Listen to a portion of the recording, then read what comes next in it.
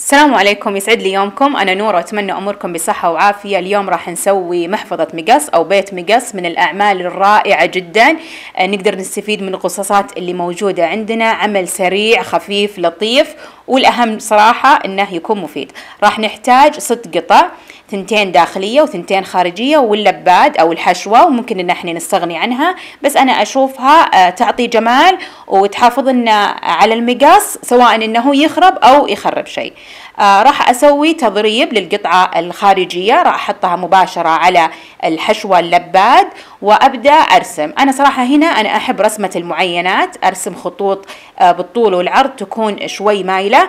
أستخدم فيها هذا القلم اللي كثير أنسل عنه، موجود في المكتبات، هو قلم حراري يروح بالحرارة. صراحة سهل في الرسم ولا يتعب، ومناسب لجميع أنواع الأقمشة. رسمت الخطوط وبديت أخيطها. أنا أحس أن صراحة التضريب يعطي جمالية للقطعة، ينقلها لمستوى آخر. مهما كان القماش حلو، أحس أن لما أسوي له تضريب يطلع رائع جدا جدا. التضريب على طول نسوي تضريب على الشكل اللي احنا رسمناه، سواء رسمة أو إنه بشكل عشوائي. ما تشوفون؟ أنا أحس إنه في فرق صراحة، بالتضريب أجمل، وخصوصا لما يكون في حشوة. التضريب تمسكنا الحشوة ومعها تتحرك جوا العمل اللي إحنا بنستخدمه. طبعا بتقولون يعني كيف فجأة جاها إنها تسوي بيت مقص لمقصها؟ بصراحة أنا شارية مقص جديد راح أهديه لصديقة عزيزة داخلة في مجال الخياطة، ولما وصلني المقص حبيت إني أقدمه لها بطريقة مختلفة، إني أحط له بيت. طبعا أنا أخذت لها نفس المقص حقي بس الحجم اللي أصغر، يستاهل كل ريال. راح أحط لكم الرابط في صندوق الوصف، موجود في كثير أماكن، بس أنتوا على حسب حظكم وتبغون الكبير أو الصغير. بس صراحة أشوفه أنه استثمار رائع. هذا المقص رائع، يعني من اليوم لبكرة لو أقول رائع صراحة ما يكفي.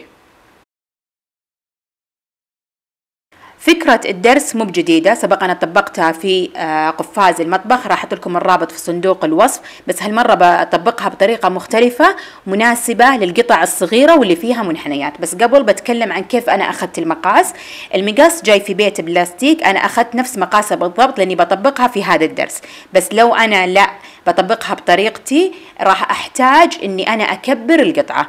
فالطريقة اللي أنا أحبها إني أنا أرسم على القماش، أقص وبعدين أخيط. وفهذه الطريقة لازم إن إحنا نحط يعني نزيد حد الخياطة.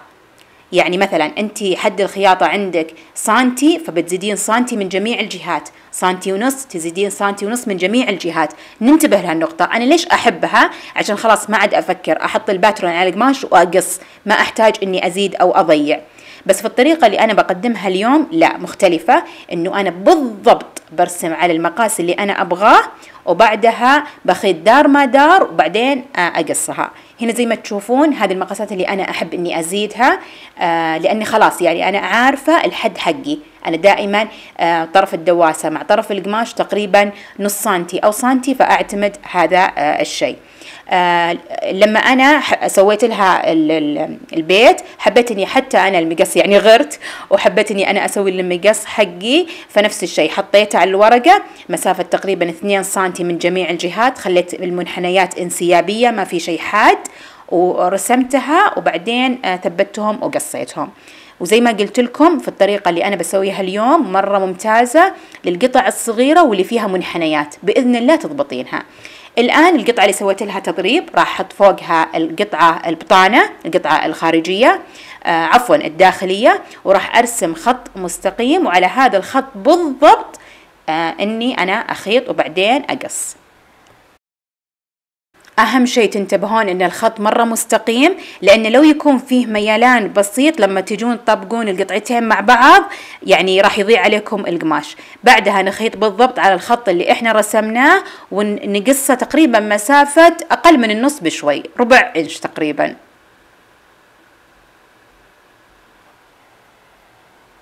بعدها راح نفتح القطعتين بحيث ان الوجه الصحيح مع الوجه الصحيح. أهم شيء هنا تاخذون وقتكم، تطابقون الخطين اللي احنا خطناهم من يمين ومن يسار، لازم يتطابقون عشان يطلع معاك الشغل نظيف، لازم ان انتي تطابقينه. في كثير أمور في الخياطة لازم إن إحنا ناخذ وقتنا، ما نستعجل فيها، لمرات أشياء مرة بسيطة، لمسات بسيطة تخرب علينا. بعدها راح نحط الباترون، ما يهم اتجاهها الآن لأن بعدين بنعكسه.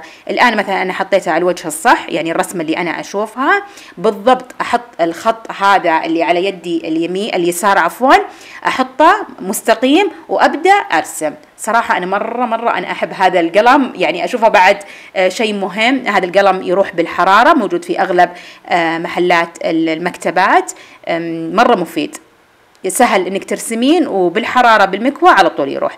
في الجهة الثانية أبى أقلب الباترون ونفس الشيء بطابقة، لازم يكونون يمين بالضبط نفس اليسار، وأبدأ أرسم.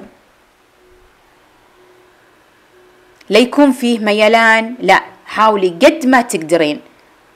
بعدها بنخيط على الخط اللي احنا رسمناه، وهنا الطريقة اللي كثير منكم يعني اعتقد انها بتعجبها، لان لما نيجي نخيط المنحنيات عشان قطعة القماش معانا مفرودة فتكون مرة اسهل من لو احنا قاصينها ونيجي نميل معانا قطعة صغيرة. وحلوة زي ما قلت لكم في الاعمال اللي مرة صغيرة، نرسم نخيط وبعدين نقص. بعدها راح نخيط دار ما دار ونترك فتحة في البطانة مسافة تقريبا 4 إلى 5 سنتي على حسب حجم القطعة. هنا غرزة التثبيت جدا مهمة، لأن القطعة لما نقلبها راح تنفتق معانا، ولأن القطعة صغيرة. عند خياطة المنحنيات ناخذ وقتنا، نخيط بشويش، ولو نفرض ان احنا ما قدرنا ننزل الإبرة، نرفع الدواسة، نحرك معانا القطعة بس شوي، نحاول كذا بيدنا نلفها، ما قدرنا ان احنا نلفها نخلي الإبرة جوا، نرفع الدواسة ونحركها. اهم شيء الإبرة جوا، مو تحركين والإبرة مرفوعة بتخرب معاك القطعة. ونخيط بشويش.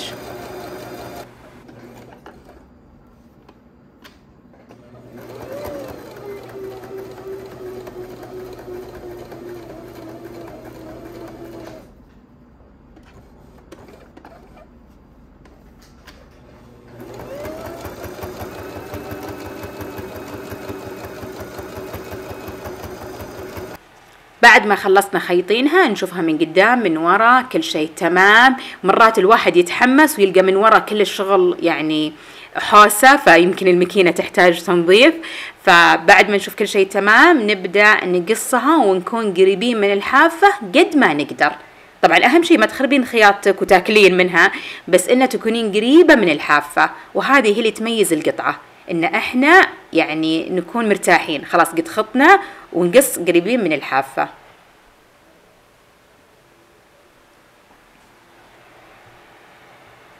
بعدها من خلال الفتحة اللي تركناها راح نقلب القطعة، وإذا عندك أي حاجة أداة ممكن إن أنت تساعدك في القلب استخدميها، بس بشويش عشان ما نخرب معانا القطعة، سواء قلم رصاص أو قطعة بلاستيك حقة الثاني أو أي حاجة. المهم إنك تساعدك في أن المنحنيات يعني تنفتح معاك تمام.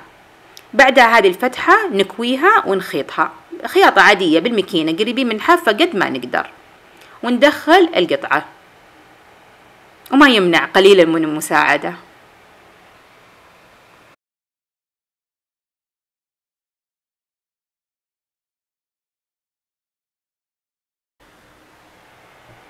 وبعدها الشيء اللي أنا أموت عليه ويغير القطع اللي هو الكوي. لازم نكويها عشان تشوفين شكلها النهائي يطلع مرة جميل. لازم تكوين الكوي، يغفل عنه الكثير بس تراه ضروري في الخياطة. لازم فيه مكوى بجنبك، لازم عشان تطلع معاك القطعة مضبوطة.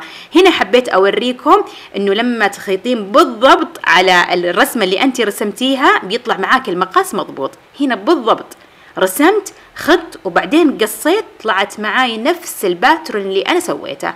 فهذه الطريقة أنا صح ما أحبها، يعني ممكن أنا أنسى أروح أقص وما أخيط على الحافة، بس إنها مفيدة في كثير من الأعمال.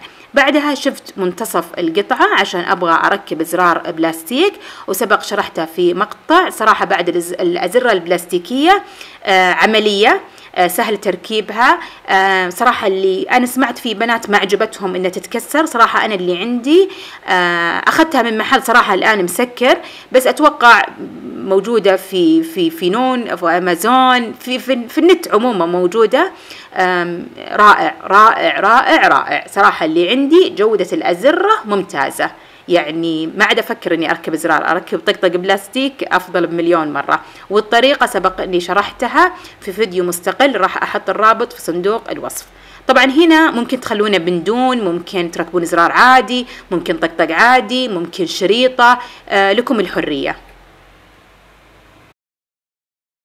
وسلامتكم. هذا هو جميل وسهل ولا أخذ معي وقت، رغم أني كنت أصور، بس عشان أنا بعدين لما بديت أصور قررت أني أنا لا، أنا أبغى أسوي لي بعد بيت، لأن صراحة مرة يعني من أول كنت أبغى، بس ما أدري في أشياء سبحان الله ربي ما ييسرها، ما يجي على بال الواحد أنه يسويها. فسويت لي المقصي، سويت قماش مختلف، ما أخذ أبدا مني وقت، عمل ظريف خفيف لطيف.